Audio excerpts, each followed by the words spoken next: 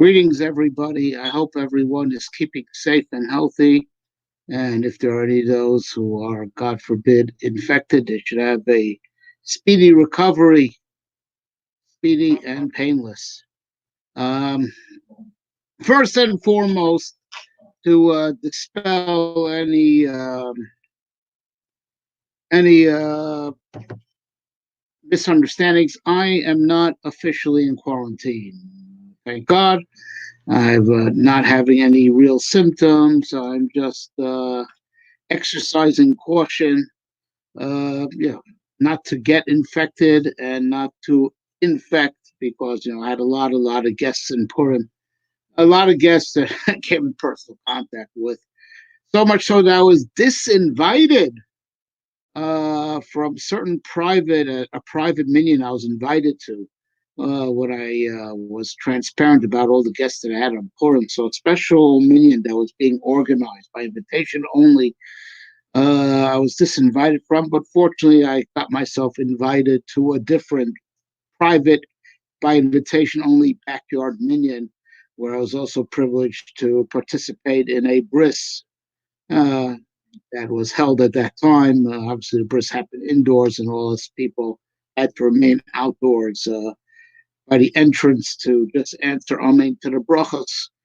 Um, So I'm not infected. Baruch Hashem, me and my family, to the best of our knowledge, we are all healthy. We're all exercising the better side of caution, which everyone else should do, according to the direction of the health officials. All right, but it's our duty to look into, everything that happens is a message for us. HaKadosh Baruch Hu, he loves the Jewish people in particular, and he loves the whole world in general. And everything that he does is either a tikkun, right, or there's a lesson to awaken us to do tshuva. So we have to look into what the message is here, what we have to learn, what we have to fix, and also in the spirit of Purim that was just a few days ago. In the spirit of Purim, we have to also look for the hidden kindness, even in the inconvenience and the hardships. Look for the hidden hand of Hashem, of how we could find blessing even in this situation that we're in. And I think the first thing to take note of, and we addressed this a little bit in our most recent presentation. You will see it posted on our website, evanshisia.com. Matter of fact, let me put that on the screen so everyone should have it. Evanshisia.com.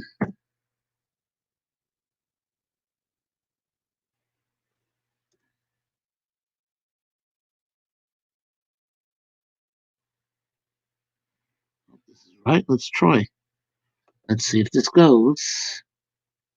Evanshisia.com. So we'll put that on the screen. Why not? Okay. So please go to our website and get our most recently posted video, on which also this video is picking up where the other video left off. We're trying to, see what the message is, make sense out of our situation, understand what we have to fix, understand what the message is, and try to find the hidden kindness also in the situation as it is. So now, in previous years, and I spoke about this and I wrote about this in my Parsha sheets, we have always remarked about how Parshas Ki Sisa, right, where we did the sin of the golden calf, cuts between two, four parshas actually. There are seemingly very repetitive. Truma Tetzaveh, where we have the plans for the Mishkan, as Moshe is hearing them in heaven from the mouth of Hashem. That's the context of Truma Tetzaveh. Moshe is up in heaven, hearing the plans for the Mishkan. And then there's V'Yakov Pekudei, where Moshe is on earth, instructing the people how to do it. And it's very, very repetitive, seemingly. And we've explained in the past that the Mishkan exists on two levels. It exists in thought, as per the context of Truma Tetzaveh. We have a Mishkan in our heart. We have a mental and ideological Mishkan. And that reality, and it's a reality. And that's the secret of what Chazal say, that there's a higher base of Mikdash Shomata, Mechumen, Keneged Mikdash Shomala. Right, the lower Mikdash is parallel to a heavenly Mikdash. The Mikdash has a spiritual existence, and it has a spiritual existence in us also, not just in other worlds. And that's all built out of the Parshas of Truma Tetzaveh, which is the Divrei Torah of the plans of the Mishkan. The Mishkan of thought, right? The spiritual Mishkan. In us, it's the Mishkan of thought, and that's also the Mishkan that exists in higher planes. Whereas Vakupkude is the Divrei Torah of the Mishkan on earth as it was constructed on earth. And we spoke about this at great length. So I don't want to recap what you could easily see. There's multiple discussions of it on my site that's on the screen. Please refer to that, right? So there's, but as we know from our experience, from thought to action, good intention to actual good performance, even though, the distance between the head and heart and the rest of the limbs of the body, may be less than 12 inches apart, depending on the size of the person, right? But it may as well be a million miles away, because a lot of times the good thoughts and good intentions and having the heart in the right place, which is valuable. That's the pintele yid, the little spark of Judaism, we say, is inextinguishable. So let's not make light of it. That's our little point of faith. That's our little anchor that's inseparable from God. But between that and operating with our arms and legs and all our deeds in accordance with that ideology, something gets lost along the way. And Chazal allude to this, in the Gemara and Brachas Daf Yud Zayin, one of the Amoraim, you stand off at Shmona Esrei with us saying, Ribon Shalom, Ritzoneinu lasos ritzoncha, umi ma'akev sorshi be'iso v'retriba malchus, Ribon Shalom, we want to do what you want. Our will is your will. We don't want anything different than what you want. But who gets in the middle? Right? The Golus, right? And the Chametz. The Chametz. And we know the Chametz is a metaphor for the Yetzer Hara. The Yetzer Hara, the evil inclination stands between the thought and the action. He gets in between. Evil inclination gets us deflected, distracted, confused. And that confusion is not at the core of our faith. It's not at our core values. The confusion is not at our core, but it's anywhere between the core and our actions, where the Yetzer Hara gets in between, right? And it's interesting, it's called Chametz, and is it a coincidence? Cleanup for Pesach starts right after Purim. Right after Purim. Literally and figuratively, any Jewish household where, the women start getting, obsessive compulsive about cleanliness from the day after Purim. But also, religiously and metaphysically, we start inquiring about the mitzvahs of Pesach within 30 days, which is the day after Purim. It's not a coincidence, Purim leads directly into Pesach. Purim was a renewal of our ideology, right? We were in exile, and exile had a bad effect on us, right? We were kind of assimilated, kind of diluted and cold about our Judaism, and it all had a resurgence, in the days of Mordechai and Esther, in response to the threat from Haman. We all did tshuva me'av, we did tshuva out of love, and we saw the miracle, and we were on fire, even though that fire was all within the heart, because we were still in exile, still under Achashverosh. It was more of an ideological renewal, right? And that's what Chazal mean. On Purim, we reaccepted the Torah out of love, right? So it was a spiritual, ideological, cultural rejuvenation. But we couldn't effect change just yet. It wasn't the rebuilding of the second temple just yet, right? But it definitely paved the way. First, there starts the ideological resurgence, the religious resurgence, and that's supposed to from thought to action. Right? But Nisan, the month of Nisan, is when there was real change in the physical realm, aside from revealed miracles affecting the physical realm. But there was a real geopolitical change. We were taken out of Egypt, right, and made the chosen people, right? And in subsequent, to that, in the following Nisan is when the Mishkan was actually physically erected. Real physical, actual change in action is what Nisan and Pesach represents. Ideological resurgence is what Purim represents. And the Eitzar is in the middle. And the Eitzar is called Chametz. And that's why we got to burn out the Chametz to get to Pesach. The Chametz that's in between, that blocks us, we have to burn out. Right? And that's why, by no coincidence, Pesach cleaning, most apropos, I mean, it makes life at home hell. If you have an obsessive compulsive, parent, spouse who, is taking this seriously like they should, so you can't walk around with bread anymore. You start being constricted to a corner in the kitchen, and yeah, yeah. But there's a good reason for that. That obsessive compulsiveness with cleanliness actually reflects a real spiritual need, right? We got to get rid of the chametz that comes in between the ideological redivision of Purim and the actual physical change that's be effected in action in the world on Pesach. You got to get rid of the chametz that's in between, and that's what Parshas Kisisa represents: the sin of the golden calf, which restored the Yetzer Hara inside of us. When we were by Sinai, we defeated the Yetzer Hara, but he made a comeback by tricking us into doing the sin of the golden calf, and he made a comeback inside of us. So that's the secret of Kisisa, which is the Yetzer Hara, the sin of the golden calf that restored the Yetzer Hara inside of us, which is the chametz comes in between Truma Titav and V'Yaakov Pekudei. As next week is Parshas HaChoresh. We read it together with benching, with sanctifying the new moon of Nisan, the month of Pesach. Right? Kisisa's in the middle, and that's the chametz that's in the middle. We have to burn out the chametz. We want to make actual change. We got to burn out the chametz. Right?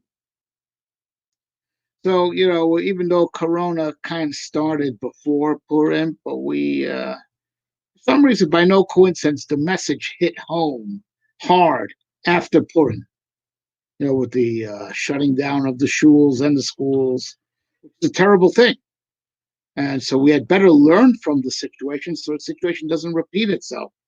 Right? If you learn from the lesson, right, you won't have to have the lesson a second time. And if you don't learn from the lesson, the next lesson will be even harsher. So let's try to learn, but now we know the time period that the corona is parallel to the chametz that we have to get rid of. The chametz that comes, Parshas Kisisa, the chametz that's between the good thoughts and is preventing the good thoughts to become good actions. There's the chametz, the Yetzer in between needs to be defeated. Right? So with that in mind, let's take a look. There's something interesting about chametz. Now we all know, chametz is about being slow and lazy. You're not quick to bake right away, right? Slow, lazy. You leave the dough unattended. It becomes chametz, right? Right, and that is, the idea, right? That Mesillas Yesharim writes this. Mesillas Yesharim writes this in Zerizus, right? In Zerizus, the necessity to do things quickly, like Chazal say, "Ushmartem et hamatzos, ushmartem et mitzvos."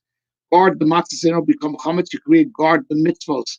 Mitzvah bol yodcha al tach mitzena. If a mitzvah comes your way, don't let it become chametz. Do it right away. Mesilas Yesharim explains this at great length. The need to do mitzvahs quickly is learned out of keeping the matzahs, from becoming chametz, right? To prevent it from becoming chametz. So just like matzahs, make them quickly. Do your mitzvahs quickly, right? Because if you leave too much space open, right, that's where distractions creep in. That's when distractions creep in, right? So, as I say, Satan finds time for idle hands. Chazal said that way before the Puritans said that, right? You got to, you got to keep busy with mitzvahs. And there's also there are metaphysical reasons, because to be slow and lazy and take your time, that's very earthy and physical. That's the function of the weakness of the flesh. The mitzvahs are supposed to amplify the power of the spirit, and the spirit is swift and immediate, and and doesn't take time. It's the body that takes time. So, but what enhances the spiritual power of the mitzvahs is to do them with swiftness. That stresses the spiritual slowness and on your own time, and when you feel like it, and as you feel like it, that's giving too much expression to the body. Even though mitzvahs are done with the body, it's supposed to be the aspect that what the body does to give way and expression to the soul. So for it to be more of a soul type thing, you have to do mitzvah swiftly. But there's another thing, as Mr. Sharma says, doing things slow with gaps. That's what gives time. Empty space, and empty time is where you give a opening for the Yetzer Hara and the distractions to come in. But if you know something's right, just stick with it and keep your focus. Don't get distracted. Right? But interestingly enough, this goes the other way. Right? Something amazing to realize. Paro actually used this same method against us. Right? Right? When the Jewish people started thinking, right, and then when they start thinking, Moshe came to them and did the two basic miracles. It's like to gain their faith, which Chazal say they didn't even really need, right? Of his hand, changing colors, the stick becoming a serpent, you know. They already just believe Moshe because the Jewish people have, like we said, we have the Pintel Yid, we have the little Jewish spark that's inextinguishable, right? So the Jewish people didn't even need those miracles, but Moshe just came with the message and he started thinking, right? Right? Right. So then, so Moshe comes to Paro, and he has with him. He has somewhat of there was a representation of the Jewish people with him, and he said, "Listen, we want to go serve our Lord." Right? What does Paro say? Tichbara avoda, make the work even harder. They have no time to think. No time to think. Right. And Mesilas Yesharim actually relates that, but earlier in Zehirus. Right? Uh, Sometimes, as it were, chametz, evil masquerades as your taskmaster. We say when we go lax and lazy, that's how he gets in. Once he's in, he doesn't want you thinking your way out. He doesn't want you thinking your way out. So he makes you totally engrossed.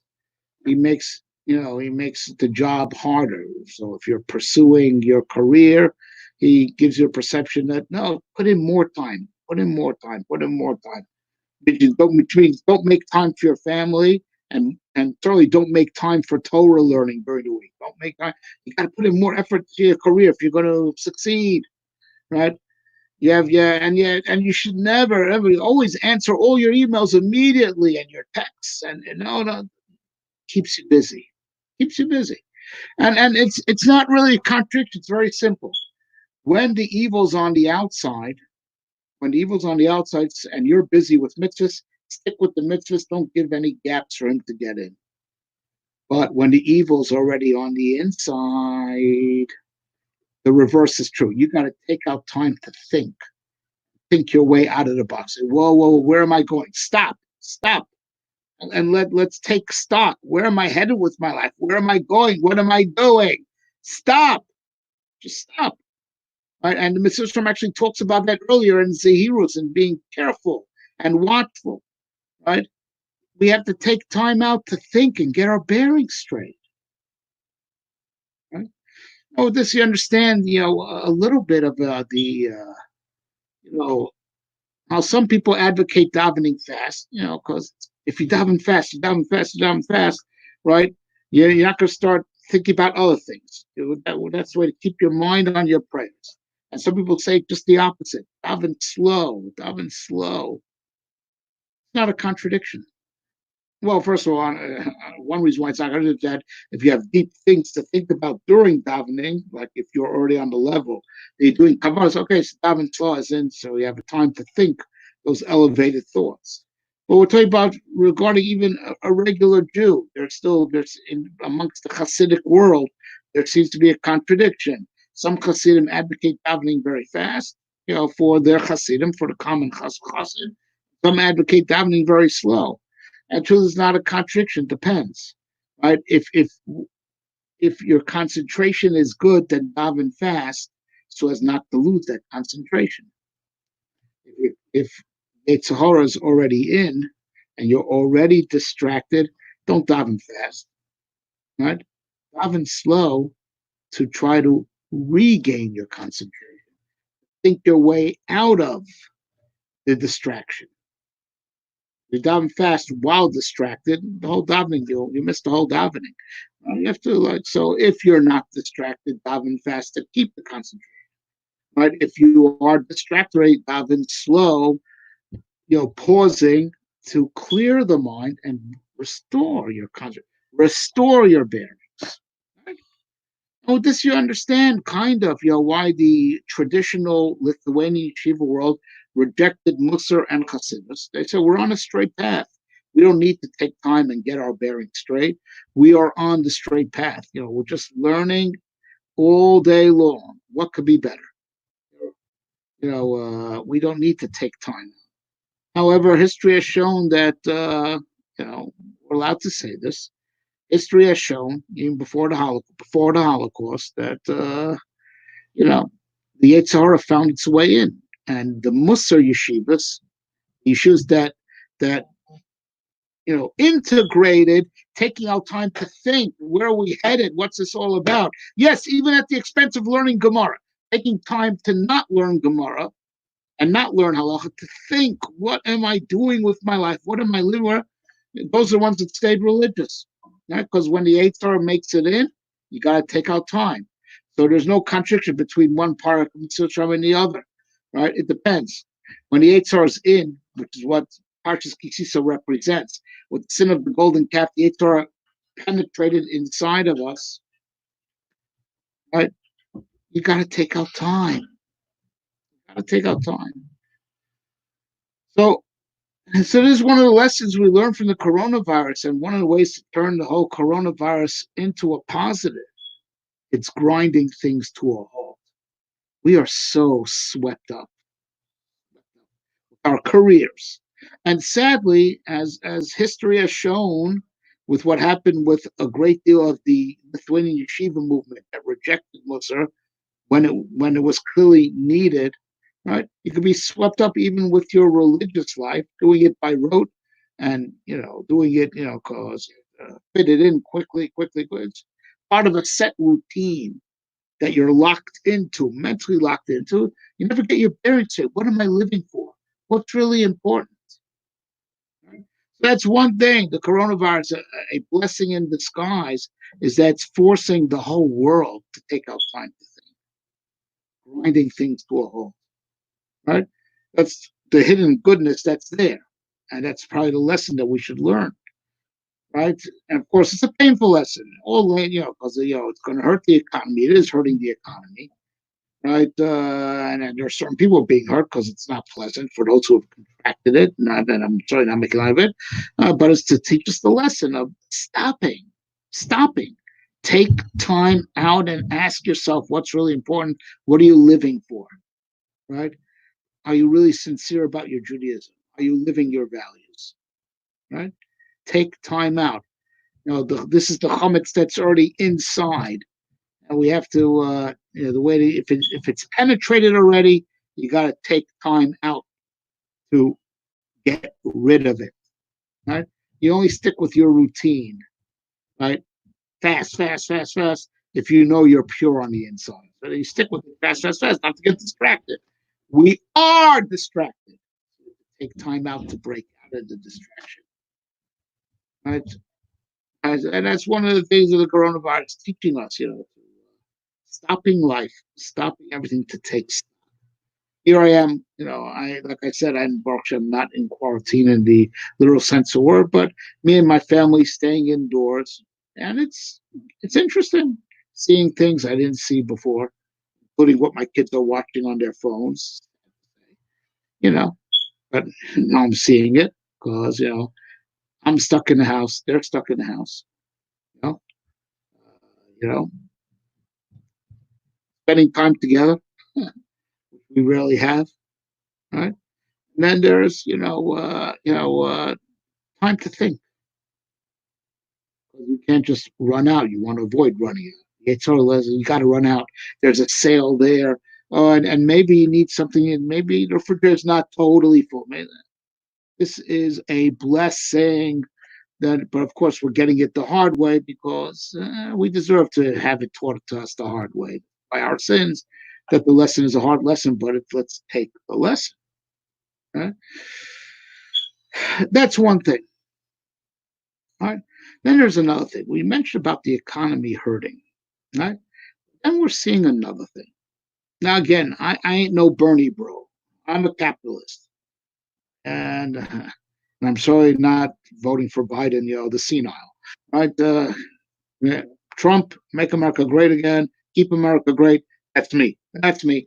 Should have worn my MAGA hat for this presentation. Right? However, capitalism and the American dream, which Torah fully endorses, right? Just not at the expense of core values like Torah learning, you know, regular Torah learning, charity, right? But also Torah, is all capitalistic, but also has fair trade laws, fair laws of competition in you and your fellow Jew, which include no interest charging, right? But also laws of competition, what's called fair competition. Amazing. And, my Rosh Yeshiva, Yaakov Maruk Zichron Vrachi's comment, the average businessman would be amazed if you keep halacha without any shortcuts. You really don't lend with interest to your fellow. You don't do the hefteriska, right? And you really keep the laws of hasagas cool, not invading someone else's turf, not being predatory, right, et cetera, et cetera. If you learn these sugyas carefully, and the Mesilas actually talks about it in the Kiyos, you'd be surprised you could make a profit, right, with all these antitrust laws and laws of fair competition, and aside from all the laws of charity.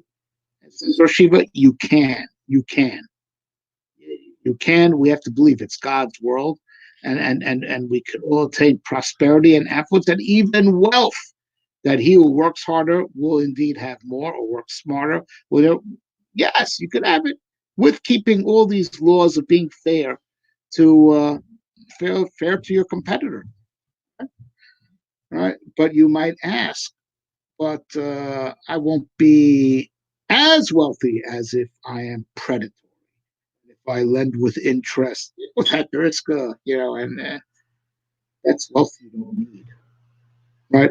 But to be perfectly prosperous, comfortable, and have plenty to spare, plenty to give to stuff, huh? But I won't have even more than that.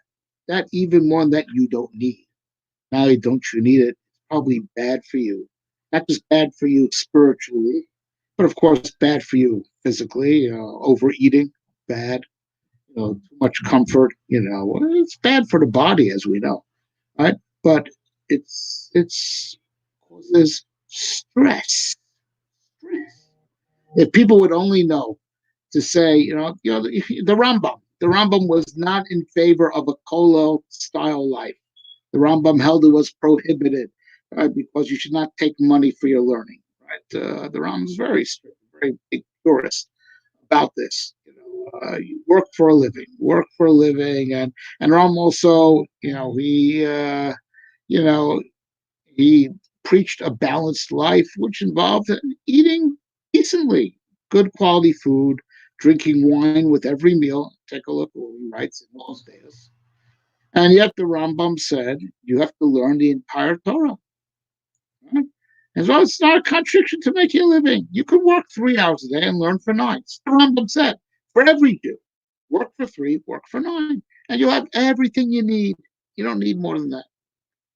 And that more than that, science said should not, that excess, comes in the way of our discharging our duties, not just as Jews, to know Torah, to worship Hashem, and to do good deeds, communal acts of kindness, aside from giving tzedakah, but participate in being a communal activist for good things.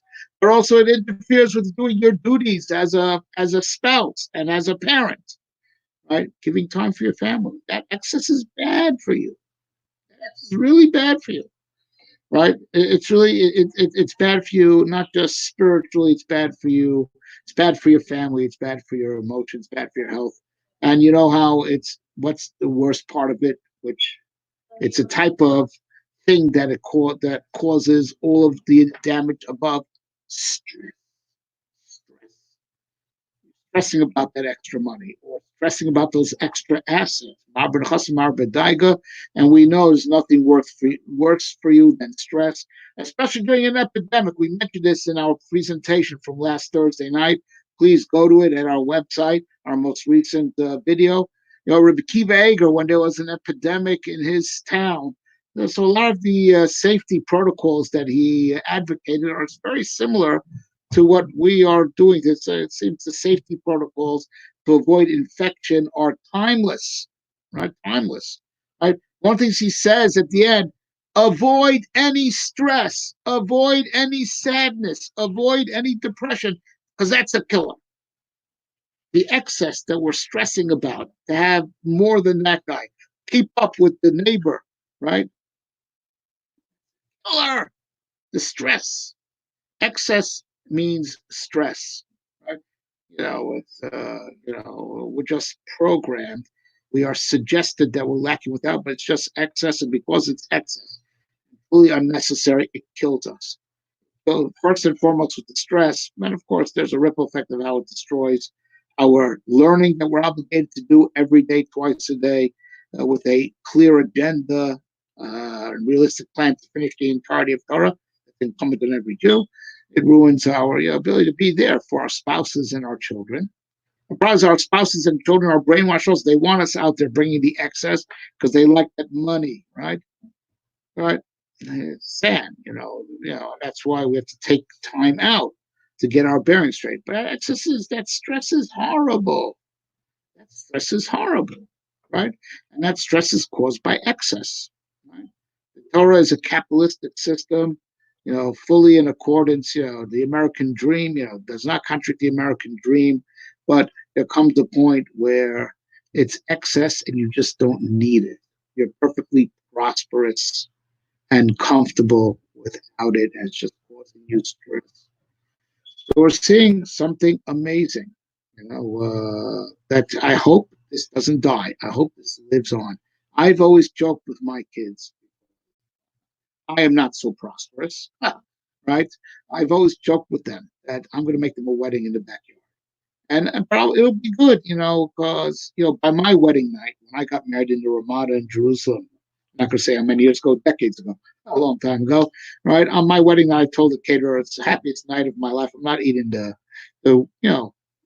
fancy wedding food that, it's more in your head that it's good than it really is good. I want a good steak and caterer, you serve everyone this chicken agalil, which is perfectly okay. I had steak and fries. I had real man food on happiest night of my life. And I always tell the kids that's what it's going to be. And no one's going. And once people might look at us like we're crazy, I'm going to set up a backyard chuppah, and I'm going to set up a bunch of grills. I'm going to order in stock good rib steaks, and everyone's going to get a good, freshly grilled steak.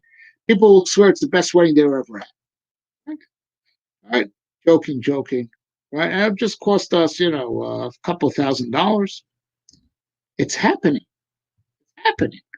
Weddings, and it's not happening out of poverty. It's happening out of people that are willing to spend millions, millions, I'm exaggerating, right? Thousands and thousands, are now getting married in small backyard ceremonies. I saw a heartwarming clip of a wedding that took two weddings. One that took place in Otra. They got married in a supermarket, right? Because in Israel, right, you're only allowed 10 people, a gathering of 10 people. They don't want 100 people. So they found that there's a supermarket allowed to have 100 people. So they got married in a supermarket. The chuppah is right there by the vegetables, right? It was hilarious, right? There's like, so what else? But what was the example I more want to bring is a wedding in Merkaz Arav, a video that went viral. Merkaz Arav, the big yeshiva of Kook's yeshiva in Kiryat Moshe, so only allowed 10 people. So they put a chuppah right there by the steps of the yeshiva, right? A one-man band playing, and people, small groups on mirpasot, on the balconies, singing and dancing from the balconies because you can't be together. Beautiful simplicity, beautiful simplicity. All that excess, and I know I've seen it as a rabbi. I've been involved in all the types of fights, stupid fights over this excess. What people get involved in by their weddings. What to serve, what people have to wear, and guest lists, and then you have to come from your guest list. No, you have to come from your guest list, and the excess that causes people to go into debt and distress. And here, people are forced, and these are people that are willing to spend top dollar. We have neighbors, friends and neighbors. I know they're going to make a very fancy wedding in Queens. Not going to say who, and they're good people. Now they end up doing a backyard ceremony, right, in the Kala's hometown. Amazing. Are they going to be any less happy? I say they'll be happier. They'll be sorry about the deposit that they may have lost. Deposit on the hall. They'll be sorry about that. Hope they get it back. And by the way, I don't begrudge the hall owners, their business. Like I said, I'm a capitalist. I ain't no Bernie bro. The worst thing you can call me is a Bernie bro, right? I ain't no socialist. I am a capitalist, right? But I do believe that there is a way that everyone can make a buck, and those big fancy halls, there are times when they're needed, and they can also make a living, giving scaled down events. Also, I think we're going to learn simplicity. We're going to learn the lesson of the beauty of simplicity, because the excess is also a major distraction that derails us from our bearings, making sure that we're doing our Torah learning, doing our worship of Hashem, right? Being good parents and spouses, right? And doing charity, spending time, so, these excesses, we're being forced to live without them, and we're going to discover the beauty of simplicity. The beauty of simplicity. We're brainwashed to think that simplicity is poverty, which is equal to misery, and it's nonsense. Now, people who have plenty to spend are still forced to make simple backyard weddings. It's amazing. I hope this lesson lives on, right, and hits home. There's no reason why people have to now take out a second mortgage just for a wedding ceremony, right? Wedding ceremony, bar, bat mitzvah. We're learning the beauty of simplicity, right? And something which has to do with this also, is another major expense that we stress about is tuition. Right? Something's happening, and this has to be, and this has to be processed properly. Like a lot of schools are going online now. Right? And of course, someone should raise the question: if online education is possible, why do we need, if and brick and mortar, physically going to school, it's so expensive, we have to go online? Maybe we should just have, brick and mortar institutions for Torah learning, because you need that personal connection with your Rebbe, with your spiritual mentor. You need that personal connection. It's also not just knowledge, it's guidance. right? And maybe our secular studies could all be done online, right? Very serious questions. I hope that this corona, you know, let's say it from God's perspective. We call corona disease, right? And we dive for the cure. Right? But the real disease is our sins and our confusion and our loss of the way. And when God punishes us, that's the cure, right? I mean no disrespect, but there's no question society is sick. The world is sick. A world. It's interesting. Corona hit 127 nations. That should ring familiar. That's from the Megillah. Hashverosh, the whole civilized world, 127 nations at the time, right? 127 nations, right? The world is sick. The world is sick. Corona is the cure. Was the world to reevaluate, right? If all these 127 nations have nothing to do except to condemn Israel, right? And to push what they call progressive agenda, which is actually regressive. It's to regress back to the generation of the flood with all the immorality and lack of boundaries and justice that's pushing. So the whole 127 countries do just to condemn Israel, right? Fight against the biblical values and condemn America. I mean, the Trump administration. That's also, God's gift, to the world, right? Finally, America in the hands of a direction that's pushing pro-Israel and pro-biblical values, right? All right. Society is sick. Corona may well be the cure, right? The spiritual cure. It causes us to reevaluate. And after the spiritual cure is administered, the physical cure of getting over all the physical symptoms of the disease will rapidly come. The sooner we learn the message of the corona, the sooner the refuah will come. And this Pesach should really be a whole different type of Pesach. Every Pesach, we say, yeah, it's to remember how we were once free, and hopefully, Lashon Haba, Yerushalayim, maybe this Pesach will be the Gula. Maybe this Pesach will be the Pesach of Benisan Nigalu, Benisan Asin Ligal. On Nisan we were redeemed, and Chazal say, and Nisan we're desperate. Maybe this Pesach will be it. This Nisan will be reminiscent of the religion where the words of the prophets will be fulfilled. Kimei Tzeischal Me'eretz Mitzrayim Arenu Niflos.